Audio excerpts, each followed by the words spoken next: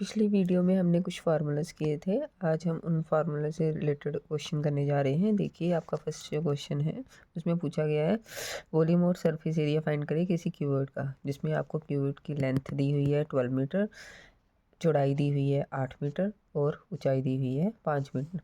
तो हमें क्यूबॉइड का वॉल्यूम पता है कितना होता है, length into breadth into height, और हमें सरफेस एरिया भी पता है कितना होता है। तो देखिए सबसे पहले हम वॉल्यूम निकालेंगे।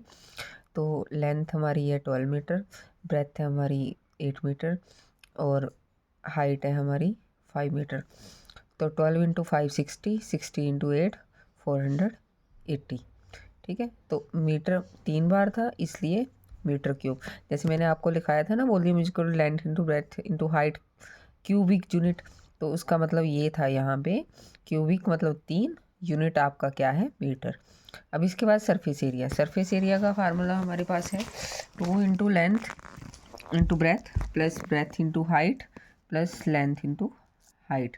अब देखो इसकी हमें लेंथ दी हुई है 12 मीटर, ब्रेथ दी हुई है 8, तो 12 इंटू 8 आ गया 96, प्लस ब्रेथ दी हुई है 8, हाइट दी हुई है 5, 8 इंटू 5 आ गया 40, प्लस लेंथ दी हुई है 12, हाइट दी हुई है 5, तो 12 इंटू 5 आ गया 60, 60 प्लस 40 100, 100 प्लस 96 196, मल्टीप्लाई में बाहर है 2, तो 2 into 196 is equal to 392।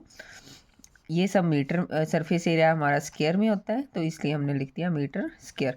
Second question जो आपका है वो है फाइंड द लेंथ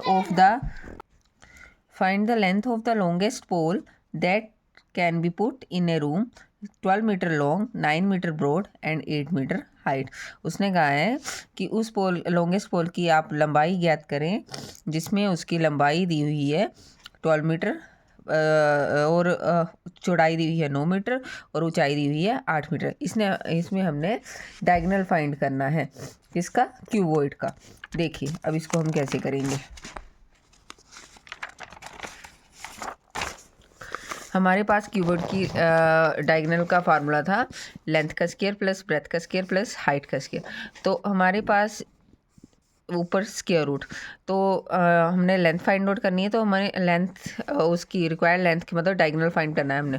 तो इसमें लेंथ आपकी लंबाई दी हुई है 12 मीटर, 12 मीटर, तो 12 मीटर का स्क्वायर प्लस 9 मीटर का स्क्वायर प्लस 8 मीटर का स्क्वायर।